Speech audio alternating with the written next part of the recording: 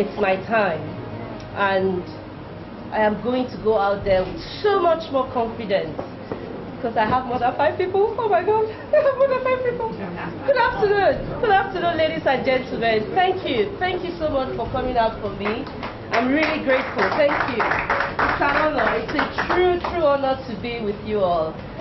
I feel really privileged to have the opportunity to speak to you all. Thank you. Thank you again. Life is a journey.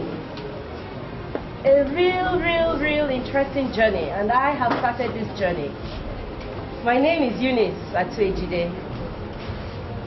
I am your everyday girl, friend, wife, mom. I was born by parents who come from Enugu State, Uche, Enugu State, and they left for Lagos as teenagers. Oh, wow, they even put in more foods. So this thing I'm doing is that important. Thank you. Anyway, my dad was a taxi driver. He was very good at it. Very good taxi driver. And even I drove Uber sometimes. And my mom was a petty trader. She sold everything. She sold beverages. She sold, what was that thing? Milo. Small Milo that we used to chew as little children. And she sold food. And the food part she made me part of at the age of 7. I had to learn to cook. I had to learn to cook practically everything. Egusi, obono, what's that thing? Onugu soup, rice, everything. And I had to start early because she needed me to take responsibility anytime she had to face other parts of her businesses. So the hustle was real, and I had to help mom, and I loved doing it. I absolutely loved helping my mom. And from the age 11 to 14, I had to do a lot of it. I had to do heavy-duty cooking. And from 5 a.m. to 8 a.m. every day, before I went to school, I had to cook. I had to cook a lot because she had to sell, and she could not afford to short sell her customers. I had to clean up from 11 p.m. to 1 a.m. most times, so I was always late to school. But luckily, I was that kind of child that even though I would come late, I would sit with it, I would learn what I need to learn, and I'll catch up. So I was always one of the few who had to represent the schools for debates, literary competitions, math competitions, whatever. I was always in the front, even with borrowed uniforms, where I was always in the front in school, and always in the front with mom at home. So as a little girl, I had to learn to work. I did 16 to 20 hours work every day. And then those of you who work with me, at least now you know why it looks like I work 247. I've been doing it since age 7. So, over the years, I did learn to help not just my mom, but many others. A lot of people eventually started depending on me to help them with little issues, big issues, and it just became who I am. I help people, and I do love helping people.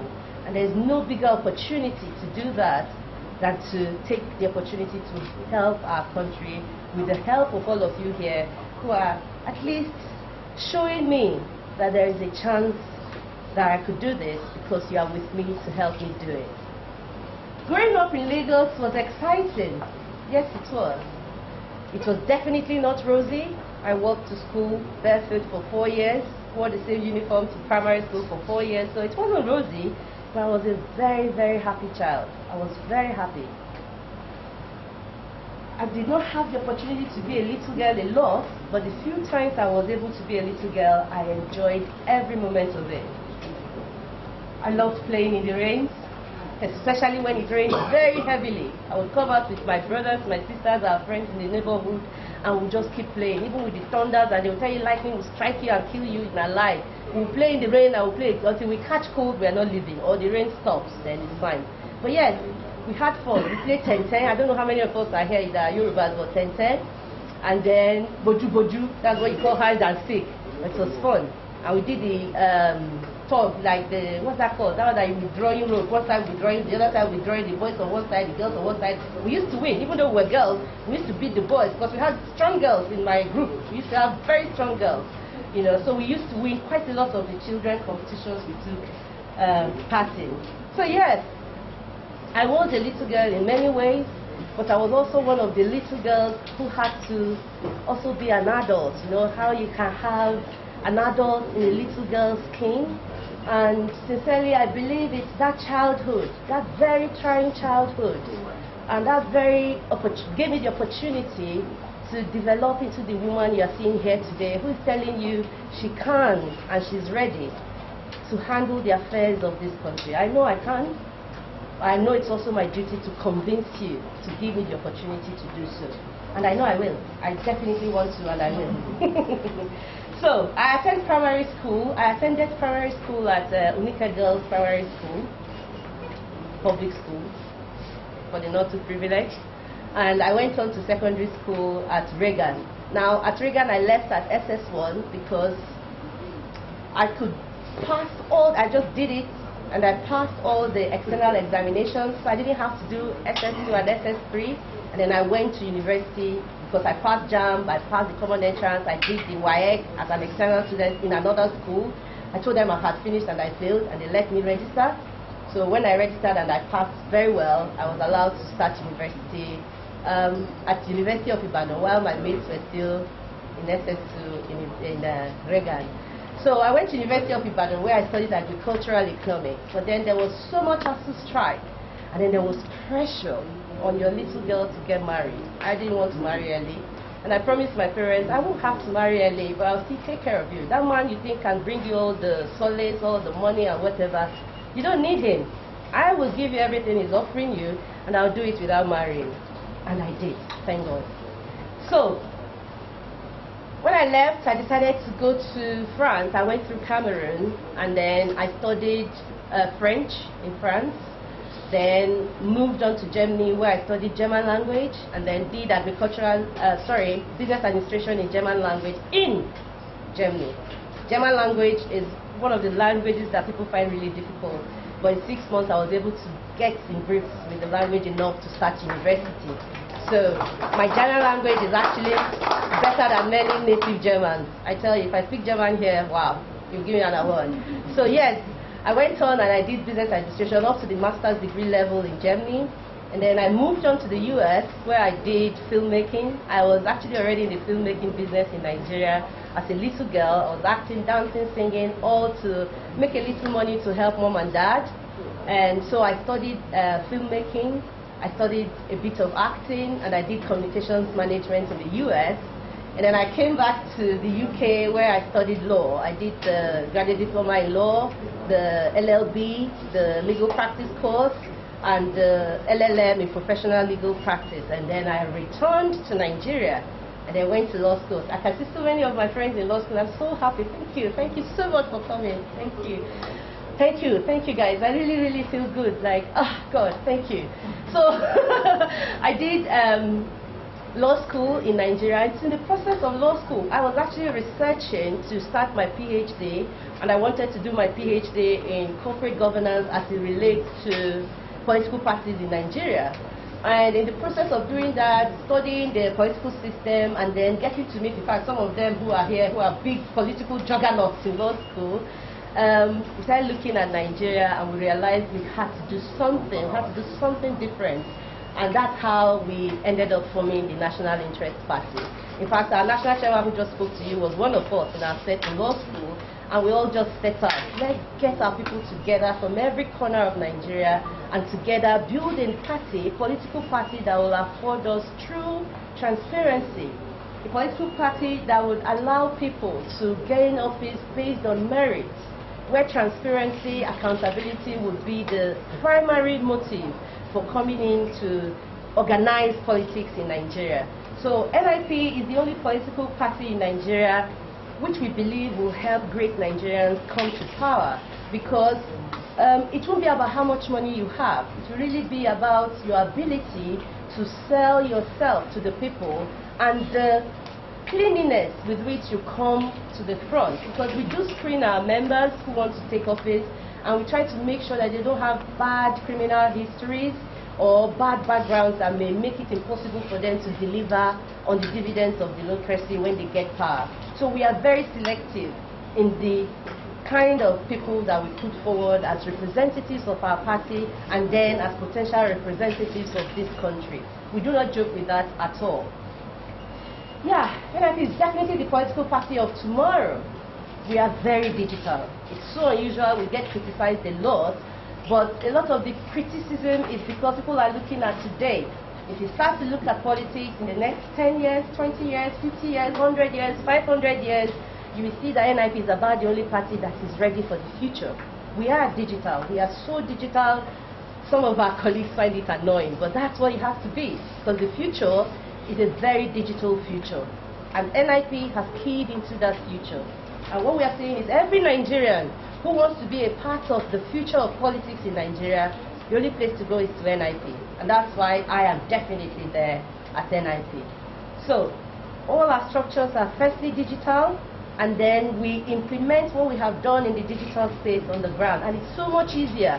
We have all the 8,817 words on our platform. So when you join NIP, you are dropped in your own ward, you are dropped in your local government area, you are dropped in your state, and you are also part of the national structure. So if you want to start politics, even if you are abroad, you can already start at NIP, because you can already start working with the people who are members of the party in your ward without even leaving your house in London or UK or Ghana, or you could be working with people in Sokoto while you live in Zamfara or in Lagos. So it's not about your physical location, it's about your passion and your interest in our country and your ability to give to the country. So those of us who really want to help Nigeria, the political platform to do that through is definitely NIP. Particularly our younger Nigerians, our women who feel like nobody gives them opportunity. NIP is saying you have the opportunity. Young Nigerians who think, oh, we are too young, we have so many good ideas, but nobody will give us opportunities. NIP is saying we will give you the opportunity. All you have to be is a good person.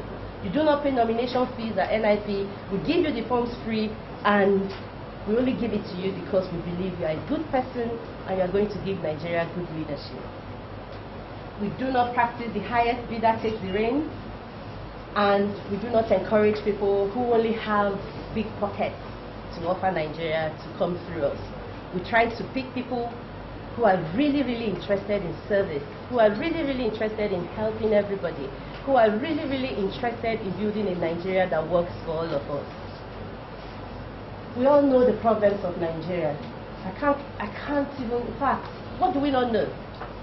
Lack of basic amenities, lack of opportunities, lack of electricity, poor education systems, poor infrastructure. What do we not know? Injustices at all levels in the country. We all know the problems of Nigeria. Insecurity, poverty, hopelessness. We do know the problems of Nigeria. And guess what? We all know the solutions. If I pick 10 of us here, right now, all 10 of us will give us marvelous blueprints to the solutions to the problems of Nigeria. Right now, worst case scenario, 24 hours, they think about it, and they'll be able to give you step-by-step analysis of all the things we can do to move this country forward. There may be 10 different analyses, 10 different blueprints, but they'll be great analysis. Genius, maybe.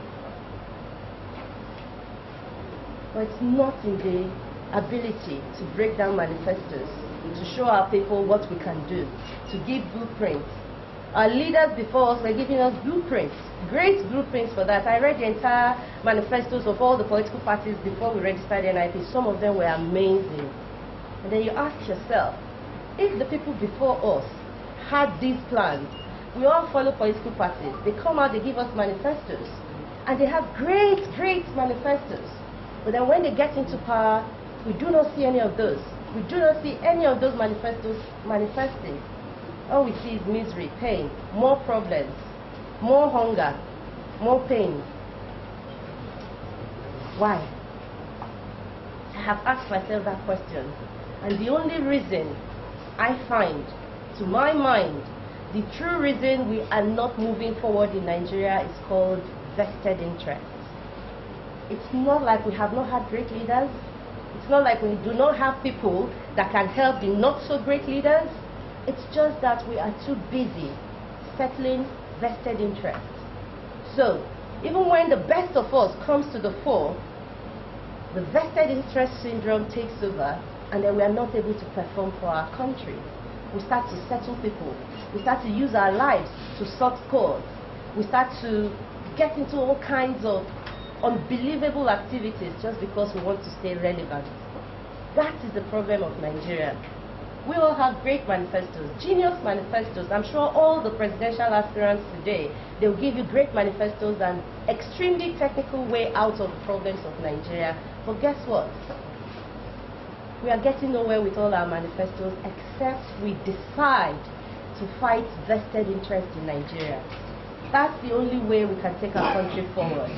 We must all consciously make a decision to fight for the interests of every Nigerian, not just for the interests of a particular few or those ones who give us funding for whatever businesses we are doing, or our tribes or our ethnic groups. We have to together fight for all of us, including all those ones that are seemingly bad.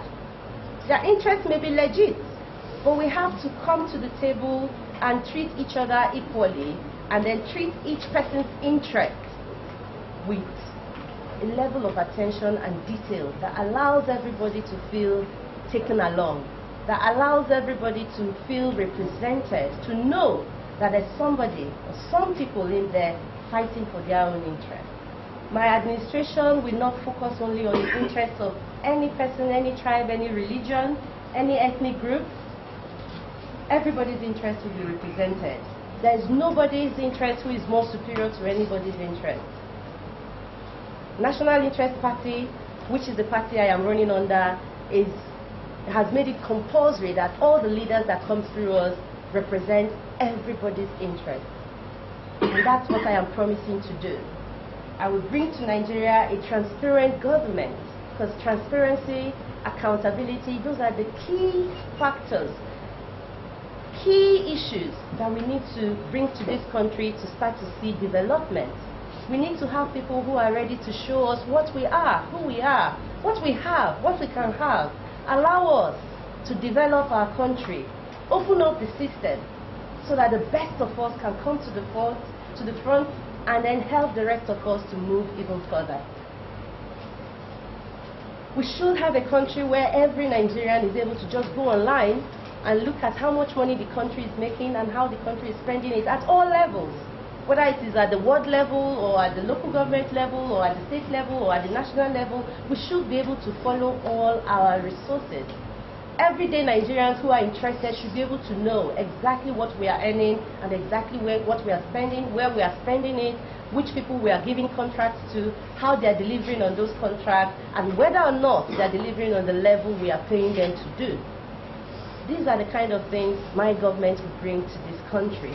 Transparency, accountability, focus, equality, justice. And it's so easy to do because the President of the Federal Republic of Nigeria is the most powerful person in this country, and she is able to give power to those who can use power to do good for all of us. And that's why I need to be in that position, so that we can put the right people in charge of our affairs. I tell you, my people, Nigeria is great indeed. I have been around. I have been to so many countries, so many cities. I have seen so many religions. I have seen so many different cultures. People are diverse, so diverse. I've been to countries where there are hundreds more diversity than we have in Nigeria, but they are working because the people who are in charge of the affairs of those countries are doing things the way they need to be done. And that's what we need in Nigeria. We need people who will do things the way they need to be done. We need good Nigerians to be in front of us, to lead us. Nigerians make impact wherever they are in the world. We are great people. We are good people. Nigerians are some of the best people on earth. We work hard. We help one another. I was a little girl, but I knew my mom needed the help, and I gave it. I gave it with all my heart. And my brothers and sisters, they did too. I have friends. They work so hard wherever they are in the world. Why are they working so hard? They need to take care of mom and dad, brothers and sisters, friends, family. Nigerians are great people. We are fearless in our endeavors. We ignore ourselves in most situations just so we can help others. We sacrifice. The everyday Nigerian just wants the basic. and he will be happy and he's ready to work. We are not lazy. Definitely the youths are not lazy. Most of the things you see that we are doing at NIP is done by these people, young Nigerians, 20s, 18s, 21, 28. Most of us are under 40. But we work night and day to help save this country. And we're doing it all without pay. We don't really worry about what we are going to eat tomorrow. We just manage because we love this country. We love all of you. And we want to help make this country a great place to be. Nigerians are givers. I am a proud Nigerian. I am so proud to be Nigerian. Everywhere I go, I make it clear to them I am Nigerian and I am a very proud Nigerian. I have seen so much all over the world, and I tell you, Nigerians, despite all the wickedness we see, despite all the pains that our leaders deliberately impose on us, we manage to be good. So imagine how we will be if we had a working system. Just imagine what Nigeria would be like if our government would truly do things the way they should be done. The sky won't even be the starting point, talk less of being the limit. And I'm saying to us, I can't help us to create this country that we only dream of, to help this vision of Nigeria that is working for all of us to come to be, to help the everyday Nigerian to be the most they can be, to reach their maximum capacity. It's really easy. All it takes is giving the right policies, giving the right enabling environment for everybody to do the most they can with themselves and thrive. The private sector, the public sector, businesses, students, everybody can do well in this country if only we can vote the right government into power. That's all we need to do, and this country will move forward. I will take us away from evil. I will not let us have people who would not think about us first in power. I'm not saying that we won't have people who are bad in power. All I'm saying is they will not have the opportunity to do work that they have done in the past. My government will not be a government of saints. We don't know how people are. We don't know what anybody will do with power. But we know that if you put the right systems together and you put the right kind of leaders in charge, things would work. Before Buhari announced his cabinet, the 6 months before he announced his cabinet, that was the best 6 months in civil service in Nigeria. I experienced it one-on-one. Everybody got to work before 8 o'clock. I'd never seen that in any ministry in Nigeria before those 6 months. Everybody. Directors were at their tables. You come into an office, you expect to sit for 3-4 hours, 10 minutes you're done. And then I have to ask, what's going on? They say, this one, the government has changed. We don't know what kind of people will take over under this new administration. And then guess what? 6 months later, when the administration was now settled and the new guys who were going to lead the government were selected, everything went back to business as usual. Why? Because those were not the kind of people they expected. Those were the usual people, and the usual people do things the usual way. In my government, there won't be the usual people. And even if the usual people are there, they won't do things the usual way. We will checkmate them and we'll make sure that for once, people are doing what they should do for this country. People are doing what they should do for you and I. People are doing what they should do for our children. People are doing what they should do to help our country move forward. That's the kind of administration I am promising you all that I will bring to the table. Honestly.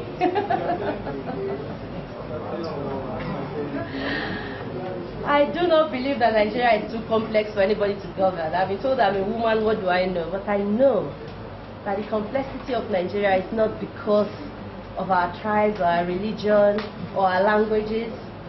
It's just, you can break it down to the kind of leadership we have had. We have had men and women who are really greedy, very, very selfish men and women, and who are ready to use us against each other, put us against each other so that we keep staying divided. And they know that divided, they can always conquer us. They can control us, and they can make us do the worst that we could think of against each other.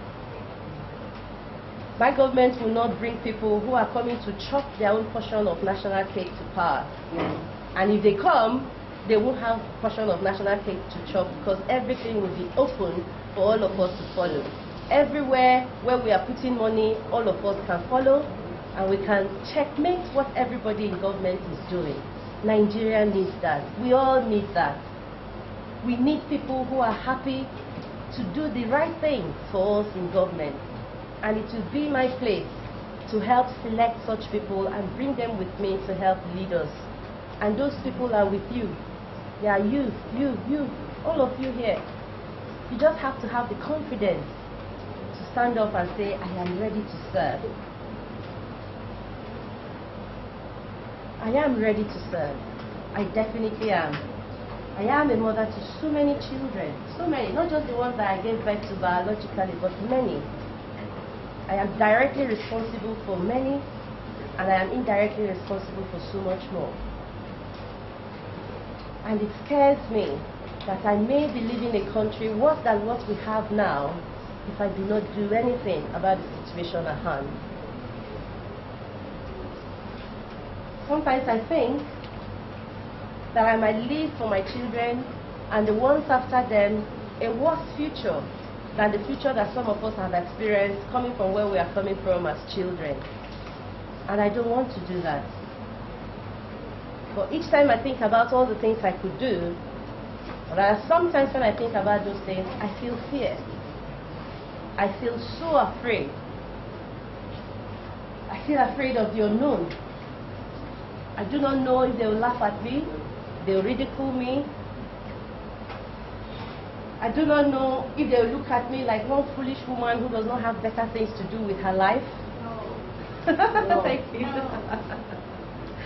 I do not know if I can handle the pains of stepping out. I do not know if I can handle the embarrassment that some people might decide to make my portion. I do feel those fears. And for a long time, that fear was real. It was so real, I was happy to just keep quiet, stay in my corner, mind my business, and only talk when I feel nobody can hurt me, or not talk at all. The fear was real. But I tell you, I have stopped being afraid.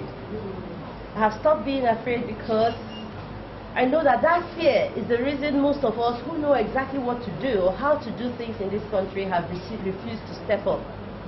And I said to myself, stop being afraid. Get out there.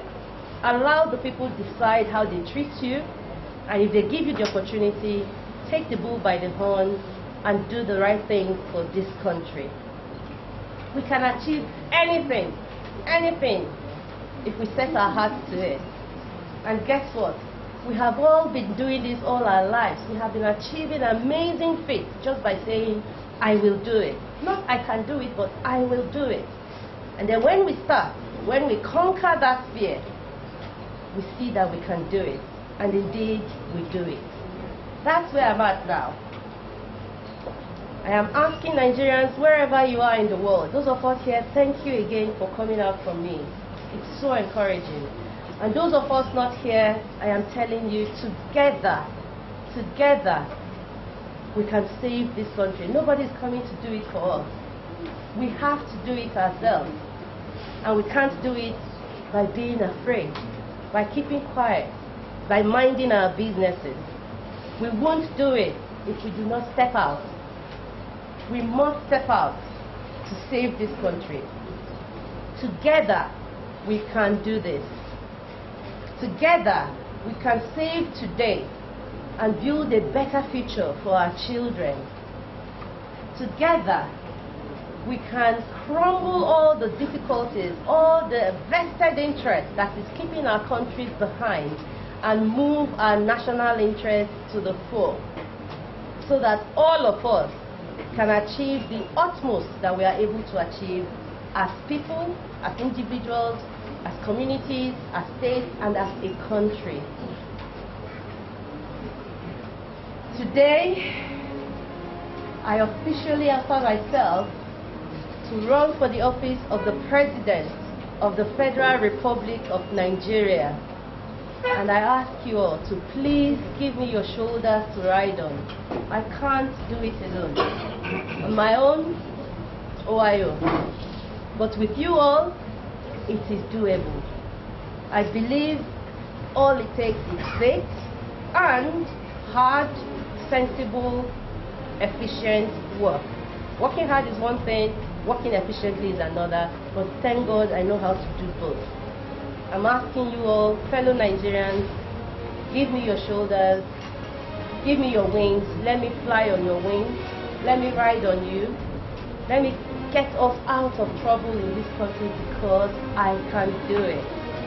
I can love this country, I can take care of this country, I can look with empathy at the problems facing all of us in our different sectors, in our different areas.